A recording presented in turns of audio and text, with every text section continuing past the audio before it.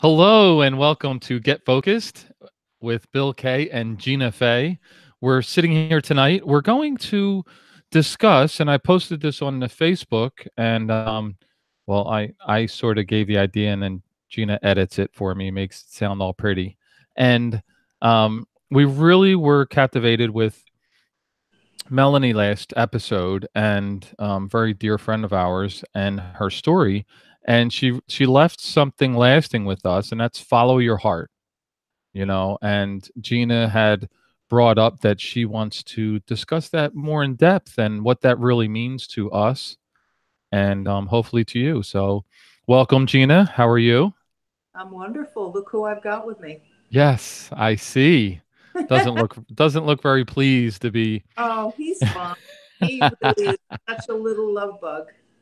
Gina's holding her newfound friend, her cat. Yep. Yep. He's really very, very sweet, very loving cat.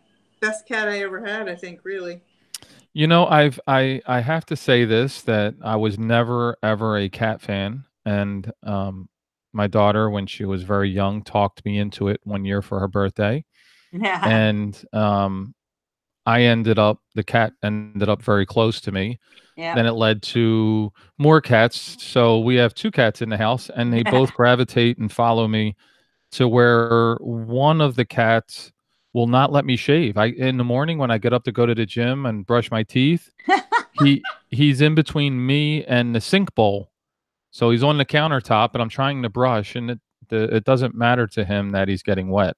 So it's crazy what happens, but uh, the reason why I bring it up is because you said that he's very, very sweet. I really think that the the animal senses the owner, I agree. and saying he is sweet is saying you are sweet. Oh, So I mean, I know you very well, so I do see that in you to begin oh, with, but that's so it nice. it Thank you.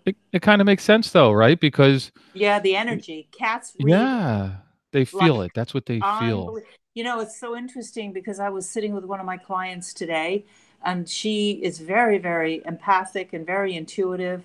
And her story is a classic story of following your heart and following your instincts. I mean, there's a lot of ways to describe it. But because she was asking me about how EO was, and this is Right. exactly the same conversation she and I were having. Well, it's really amazing because, you always hear stories of different breeds of different types of animals, especially dogs and whatnot. And that, well, I have one and they're wonderful, and someone else has one and they're not. And Yep. and really, if you look at the owner more than the breed, you'd probably see more of a reflection of the owner than of the own temperament of the dog. It's really interesting because I have a very good friend who's kind of depressed and kind of abrasive. We've known each other since I was 16 and she was 15. Oh, But wow. she has, she's always been rather sharp with her cats. So her relationship with her cats really reflect that. It's, And I've you been know. more and more admitting that to myself. I mean, I really think that there's a lot of truth to that. Well, I'm going to say this, and I know I'll catch some heat later on this one, but my wife, who the she loves the cats, but my wife shows her feelings a little bit differently than I do, right? And so she's a little bit more sharp with the cats than I am. So they're a little bit more feisty with her Uh huh. than they are with me or the kids sometimes. So I mean, I don't know if I told you this, and then we got to get off the subject of cats. But this is a heartfelt thing as well. I've had this cat for maybe 4 months, right. and never, ever, ever have I handled him in any way that could be defined as roughly. Except one day I was lying on the floor and I had my hair up. I had my neck in traction, so I'm lying on the floor, Right. and he was in a playful mood.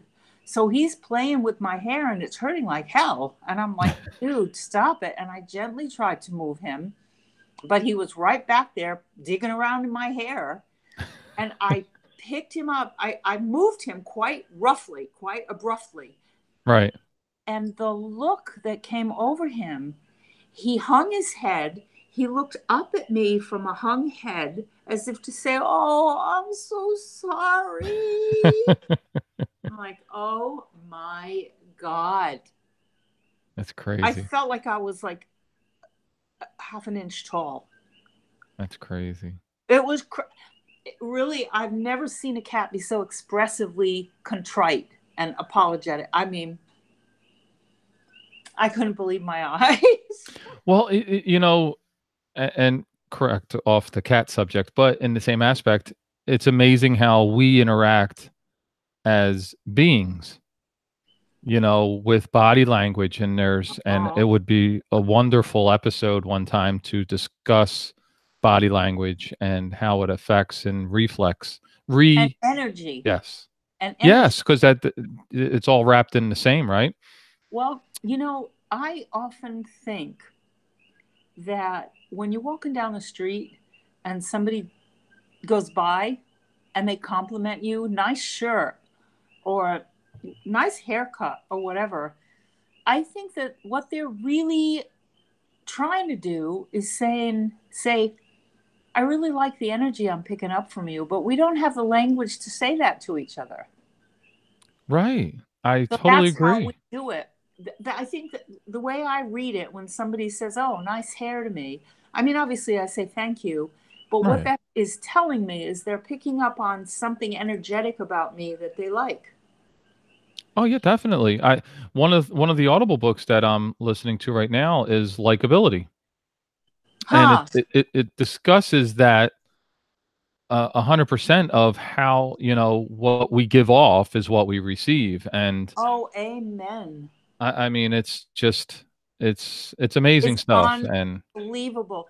You talk to somebody who's bristly and impatient, and you talk to them about their travels in another country, and they say, "God, the people there are so rude."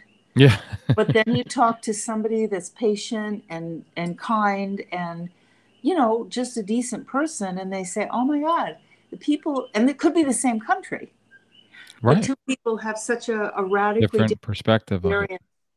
and experience. Yes. So about following your heart, one of the major things that really settled with me with that is how, the different phases of her journey that she Melanie, was yeah, discussing. Yes, yeah. Melanie, and how, that phase of her life that chapter was, coming to a finish, and there was a new one, and following her heart into that, and the feeling, which brings me a lot to my experiences and how the evolution of military to, selling automobiles to now teaching and training and consulting people, and the passion that I have for that and the love for that, into what we have been discussing, and you were poignantly telling me again to get my education and license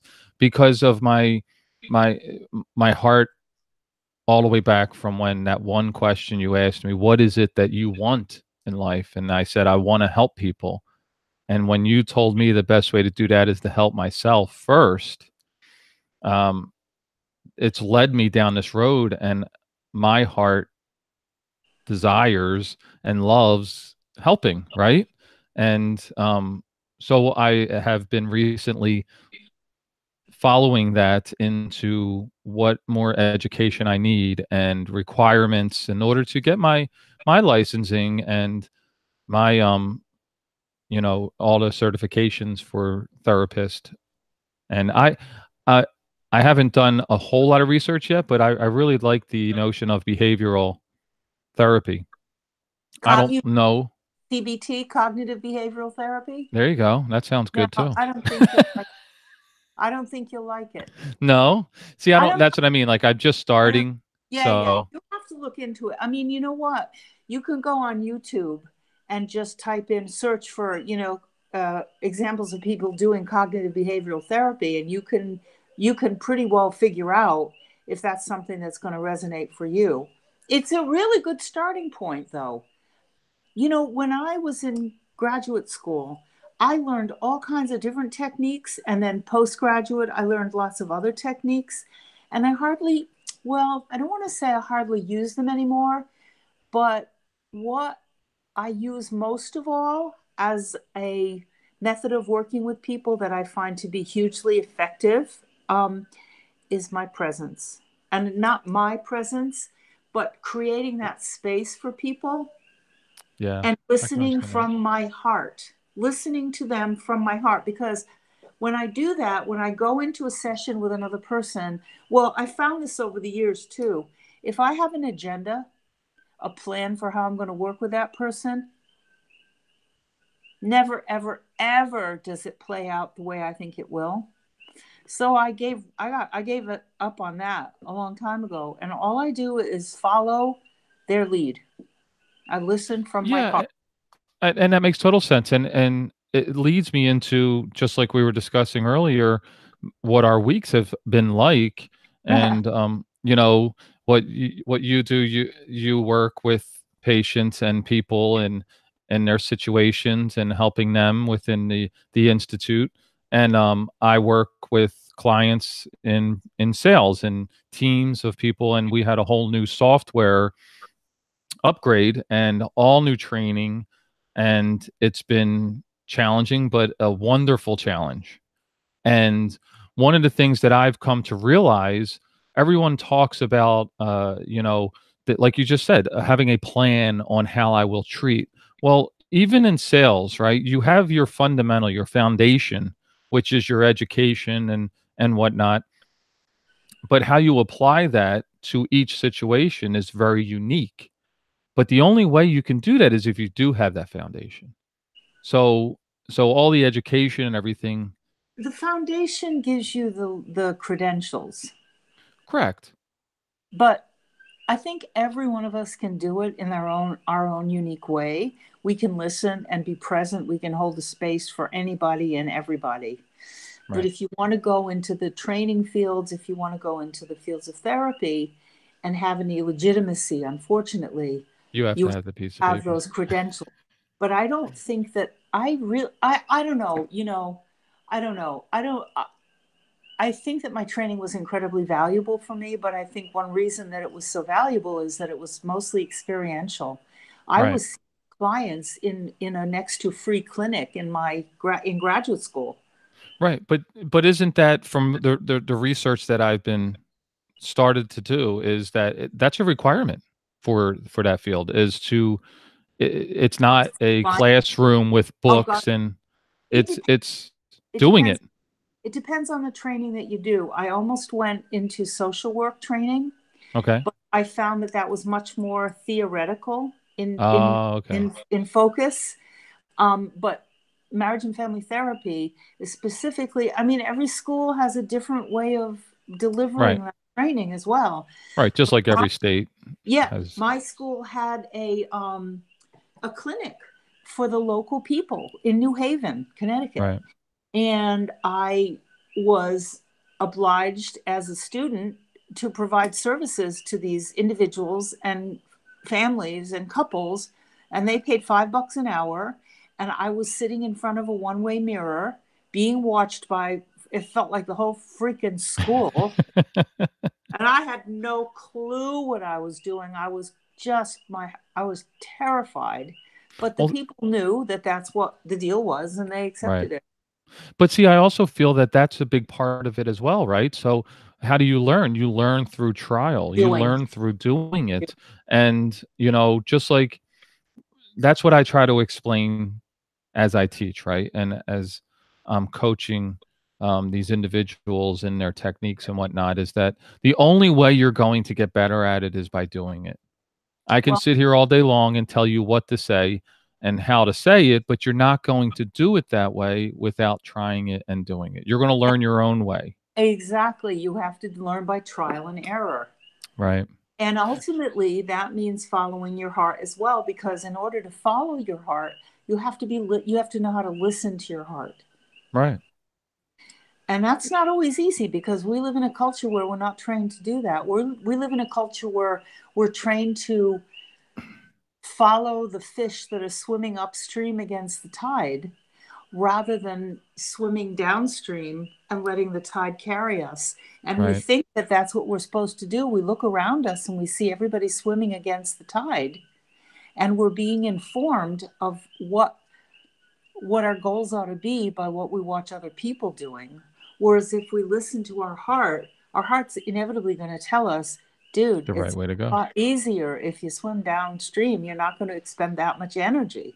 Right. That's why I don't understand the term. I don't know if you've heard this, but in my field, I hear it a lot. Disruptor. We have No, disruptors, and I it's this term that people give themselves or other people for they're shaking it up. They have a whole new way of doing things. It's not like the old, right? And they're disrupting the business to make it better. And it's fascinating to me because we already know how to do it right.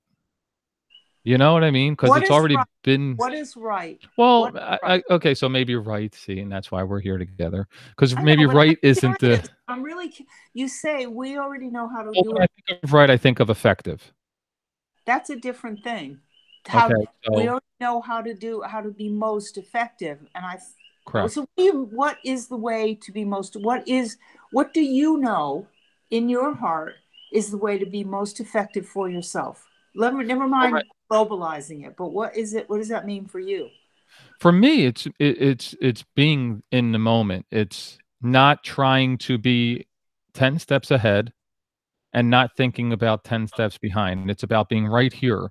So whenever I'm with someone, whether I'm teaching or training them, or when I'm selling a product, when I was selling automobiles or whatever product I was selling at the time, it's about being right here, right now, and Showing up, showing up. listening to what they're saying, and also telling them what I think and what I feel. So yesterday, at the end of the day, after all day training, I went to a potential new client, and it's obvious. It's always the same old. So introduction. What do you do? How do you do it? How long have you been doing it? Blah, blah, blah, blah, blah, right? So we do all that, but I noticed within the room that this gentleman, he there was no bicycle, but there was a folded up rack against the wall, and I could tell it's a bike rack, right?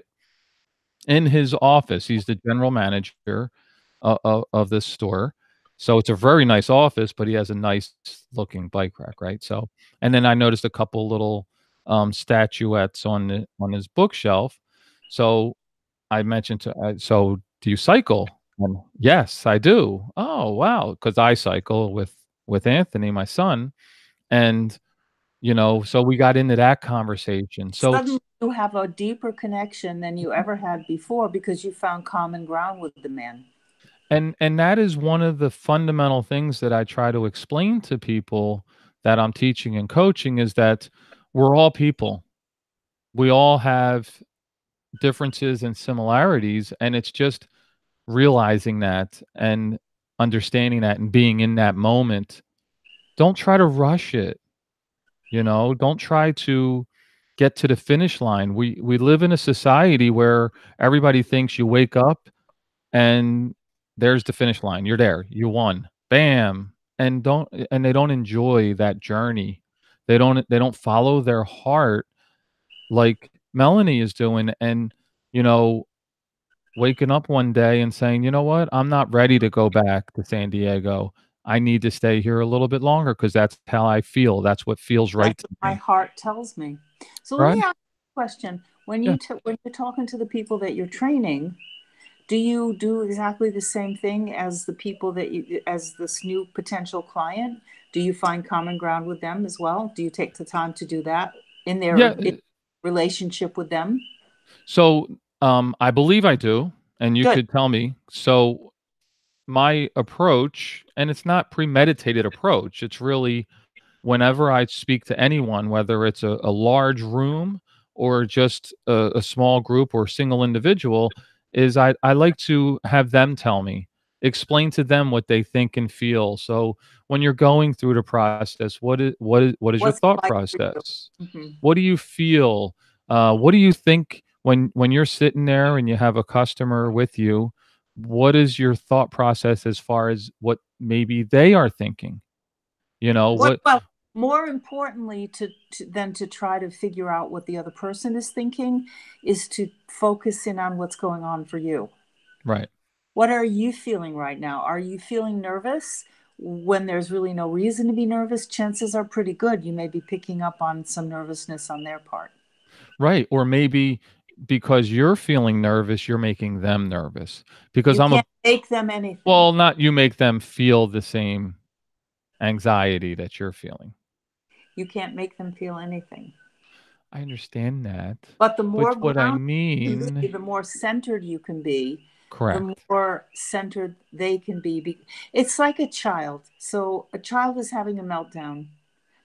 If the parent has a meltdown as well, Oh, because yeah, then it's just a big soup. then the child's got nobody. Yeah, the child's got no stability, no security. Right, So the person who's delivering the service has the responsibility for taking care of themselves first and foremost, just like the person traveling with a sick person on an airplane has the responsibility of taking care of themselves first and foremost. right, and It's that not that about, how are they feeling? Are they feeling nervous? Am I making them feel what? That's irrelevant. The better you can take care of yourself, the better, more aware you can be of yourself and what's happening internally. Everything else takes care of itself. right, Just everything. It's because it's an energetic thing, like we were talking about before. It's and really energetic. and that's what how I'll change my words, but that's that's how I portray is that we feed off of each other's energy. Like we started discussing about in the beginning with the cat. The cat can sense it, Mm-hmm. and so can people. Mm-hmm. Just like, "Oh, you nice shirt. I like your hair. Yep. It's I like your I like energy. your energy." I like how I And feel when I'm around you. yeah, so you feel Yeah. it. So we've all done it. We've all walked into a room or a business or an area, and it felt either very welcoming Or like, yuck, let me get out or of it here. felt like, "How fast can I get out Right. of here?" Yeah. Exactly. And I every day with different clients and you feel the energy within the, environment, and that's important, and that's something that we overlook, I believe, in life, just in general in ourselves, that we have that much, I don't know, power or whatever, but we we give off more than we realize we give off, Well, yeah, whether it's positive or not. and that's where following your heart. That's a precursor, a first step to following your heart. Like I said a few minutes ago, following your heart requires that you pay attention to yourself first and foremost. Because how otherwise can you know what your heart is telling you if you're not paying attention to yourself? You can't. Right. You can't. You're not listening to yourself. So, how are you going to know? How are you going to tune into that? How are you going to be present to that? It's not possible. And see, that's I just had a conversation with a gentleman, over an hour ago, and we were discussing, you know, the person is facing a major change in their life, right? And whether they do it or not is the decision, and they're feeling pressure from the people that care about them around them, right? And you know, one of the things that I look at is people tend to feel anxious for others, and I've gone through this with my life, right? So I've between joining the military, moving from New Jersey all the way to the West Coast with my wife and 4 kids, many different things. I have family members that, out of concern, they felt anxious or worried, right? And to me, that's obviously the way they feel. But to settle, if I have a well thought out plan or confidence in where I'm headed and what I'm doing, then the noise around me, excuse me, the anxiousness or noise around me is not as effective in altering what I'm You don't, thinking yeah, or feeling. you don't have to be guided by that. That's like Melanie.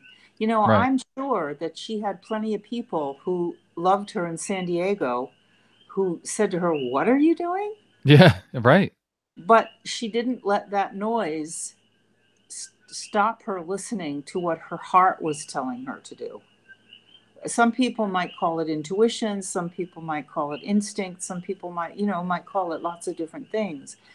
But we don't do ourselves any favor if we let ourselves be swayed from our heart's purpose by other people's concern, anxiety, Oh yeah. however well intended. Really, what that's about is they're imagining themselves doing that, doing what you're planning to do, maybe doing what she was planning to It's do, exactly. and imagine how it would be for them. And they're scared to death at the prospect of that. So they want you to be like them. Yeah. They're projecting Or their fears onto you. right. Or they're feeling, you know, it's something with them inside themselves, Yeah, and you're showing like you're taking the risk that they always wanted to but couldn't, absolutely. that didn't do it. Because they were too afraid to. Correct. Yeah. And it's almost like an envious or a jealousy or a Or a feeling. discomfort, or a discomfort, the Right. discomfort that they might have felt when they might have considered sticking their necks out the way it looks like Right. you're. Well, my whole, not my whole life, but there's a lot of my life that people have said to me, people that care very deeply, I care about them, they care about me, that, "Well, what are you doing? You need to go get a real job," and different things like that, and Yeah. but the fascinating thing is when I realized that stop doing things for everyone else and do it for me and follow my heart, which you have been a big part of helping me see that, um, it's never been better, and I it's endless to what I can think and see and feel, in the future, and not that I'm thinking or planning ahead, but, it feels much more open Well, to any possibility. experience has shown you that fear is restrictive and love is expansive. And love can infinitely expand. Fear Well, is very limiting and love is very limitless. it is 100%. This podcast, this conversation is all based on that. How long did we talk about this? And I mean, I'm sure fear had something to do with it of, "Oh, what if I don't sound right? What if this?" And now here we are. We do this. Oh, We I know. don't edit it. I mean, at the end, I add the beginning and the end, and bam, it's out there to the public. And we've had very, very good feedback Well, on, told people seem to enjoy yeah. it. People seem to So, respond positively because we're being authentic, we're being sincere, we don't have a script, we're not trying to be anything but what we are. yeah, and who we are. Heck, we just talked about cats for about 10 minutes. I know, right? But there You it is, know? go figure. But happily, people do respond to authenticity. And Yeah, and and that's part of our that work, is to encourage other people to take the risk to be authentic, to follow their hearts, to listen to their own truth. I know that that's my work, and I know that that's your work, and it can be all of our work. But we have to walk the walk. We can't just talk the talk. The more we're able to do it in our lives, the more right. authentically and convincingly we can model it for other people. Oh, 100%, and that's why, I a lot of people that I know are all, "Well, I did this and I did that," and you know what? I just walk in and I talk to them, Play it by ear. You show and up. I show them, Hold on, and I hold on, listen. hold on. You. Let's see. You show up. You're present. You tell the truth, and you're not attached to outcomes. Is that what goes on? Yes, and if anyone's paying attention, that was from a much earlier episode. It's No, it's 100%. I mean, yeah. have the last 3 days been just crazy where, I'm up at 3 a.m., I'm at the gym, I'm out the door by 6, and I'm not home till 8, 9 o'clock at night, and the phone's ringing off the hook because, "How do I do this? How do I do that?" But I love it, and I wouldn't wanna be doing anything else, it's amazing to me. Um, I love the automotive industry. I love helping people within it. I have I don't know if I ever told you my saying, "You're putting dreams in driveways." I think it's an amazing experience. We all remember our first cars. Most people remember every car they've ever had. Now me. Now, I know it's not. Understand that, but Me. there is a large percentage of people that is, Yeah, it's they're real important to do. It's about yeah. what that vehicle represents. Right, exactly. It's not the piece At of all. metal, but No. it's about accomplishment. It's about the when you save up and you work to get your first vehicle, or most people, I know myself, my first car was $350. So when I was able to save up and finance my first car, that was huge to me. I was Yeah. like, "Oh, goodness," Yeah. so Yeah. Well, I agree. I mean, I know I've only had one new car all my life, and I've been driving since I was 15. But I remember the new car I had. Not that I would ever buy another new car again, but I drove it for a good 15, 16, maybe even 20 years. Right. I loved that car. I mean, I never had a new car before in my life. I never plan on having a new car again. I don't desire to have a new car. For Right. me, a car is a functional thing. It gets Correct. me from A to B.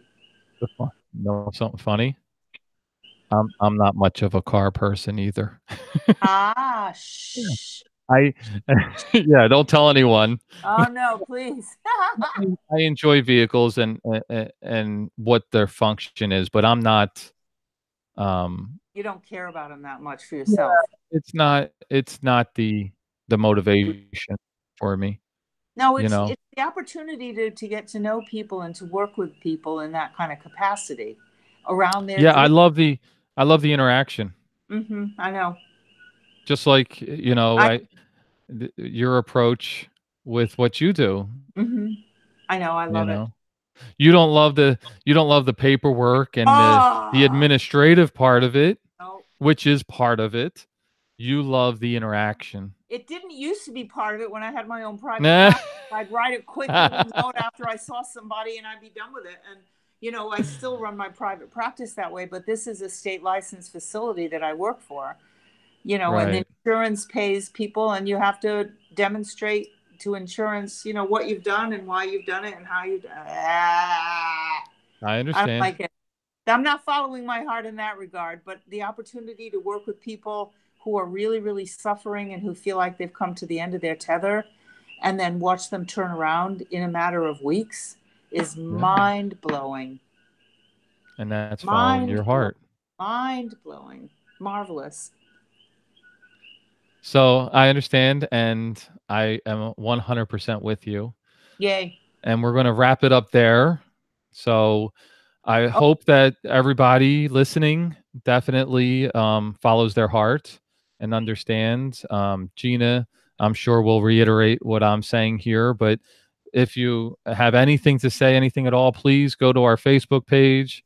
It's Get Focused with Bill K and Gina Faye. All you got to do is search that. You'll find it. Like the page, follow us there. Look in our show notes. All the links are there. Reach out to us. Come on an episode. We've had multiple people come on so far, all different walks of life and different situations, and we love that. What do you say, Gina? well, I just wanted to say that I'm very hopeful that we have a tremendously interesting guy coming on next week, next episode. His name is Zachariah Crawl, and he talks about he's a teacher and a therapist and a healer and a spectacular human being, very, very wise human being. He talks about how we're all connected. He talks about how we're all one. He talks about the purpose of the universe. He talks about the divine feminine and the divine masculine. And he's not going to have any script when he comes on. And he's a talker too. So anybody, I mean, I really, really, he is one of my favorite people in terms of his power and his gifts. He's quite remarkable, and I'm thrilled that he's agreed to come on and talk with us. And we have to allow a lot of time for that episode because we all talk so much. Yeah, it's very exciting. We will definitely follow our heart with that one, right? Oh, absolutely.